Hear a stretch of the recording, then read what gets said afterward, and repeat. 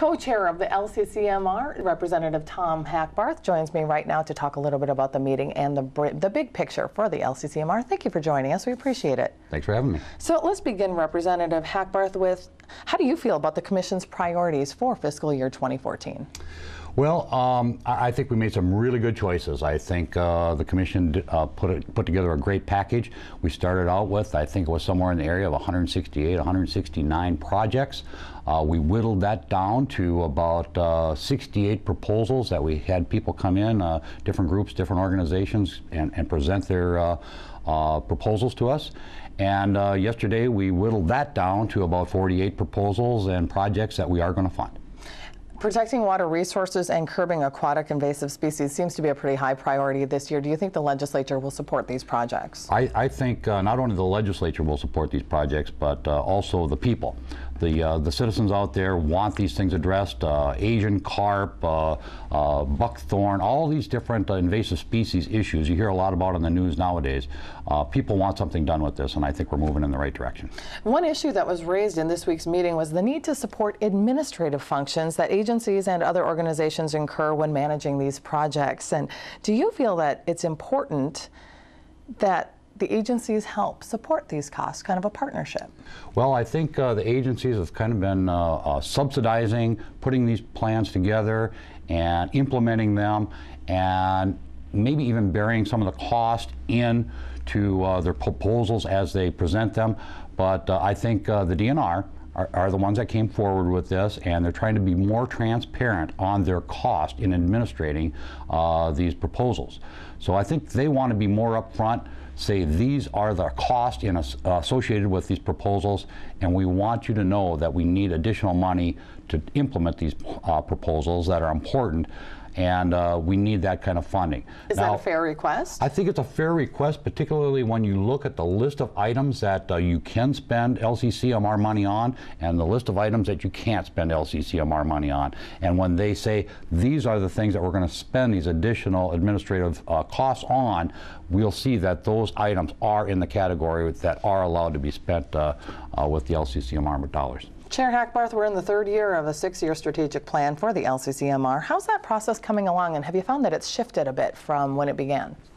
Well, I think things are going very, very well. What I would like to see next year and in the near future, if you look at the proposals that were presented, most of the proposals came from state agencies and from the University of Minnesota and other universities and educational institutions.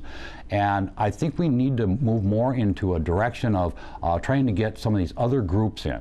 When I was first on the old LCMR, we had a lot of different groups coming in with innovative ideas for other kinds of technology, etc., and we don't see that happening anymore. I would like to see LCCMR move more in the direction of opening up and easing up some of the paperwork and some of the burden and some of the bureaucracy that groups have to go through in order to get to be a proposal that's going to be presented to the LCCMR. Give me some examples of some of these smaller groups. Well, I mean, there's you know, different, like Ducks Unlimited, Pheasants Forever, Minnesota Deer Hunters Association. There's a whole list of other groups out there that no longer apply for LCCMR money, and we used to see that a lot. I only name a few. Those are the ones I'm familiar with. There's many others that people don't even hear of, but I think that we have to get more of these smaller groups involved in applying for some of this money. What did the other members of the Commission think about that idea as well? Some of the other legislative members that I've talked to are on board with that. I have not taken that up with the other citizen members, but I think they would be on board with that too. Let's talk about funding for environmental projects overall. It comes from so many different pots, legislatively speaking, and there's some from the general fund as well.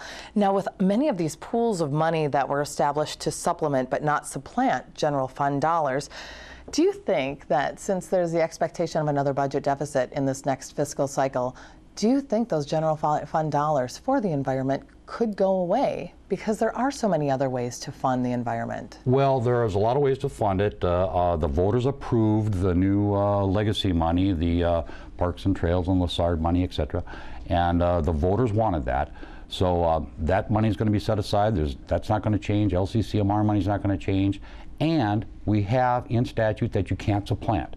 So there's already some ongoing funding from the general fund that's going to continue to happen. Additional money for those same areas might be harder to come by. Do you think there could be a big reduction? I don't know that you'll see a reduction, particularly in those kinds of areas.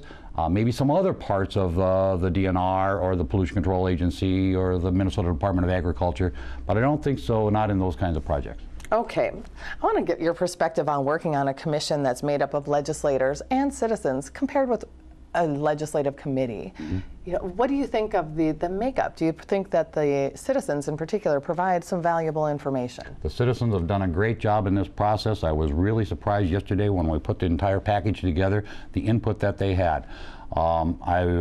I did not vote in favor of the LCCMR package when we put the citizens on the council. I thought that was the wrong thing to do.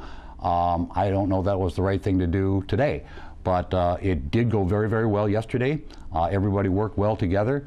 I think most of the proposals were recommended and moved by the citizens.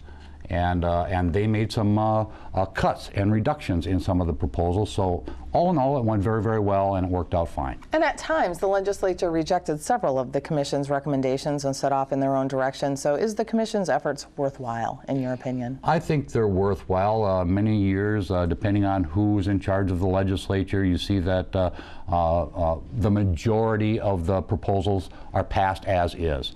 There might have even been some years when they were just passed through and passed without any changes. But it is up to the legislature to approve them and have the final say, and I think that's the way it should be. Okay, Representative Hackbarth, we're out of time. Thank you for your time. We certainly appreciate it. Thanks for having me.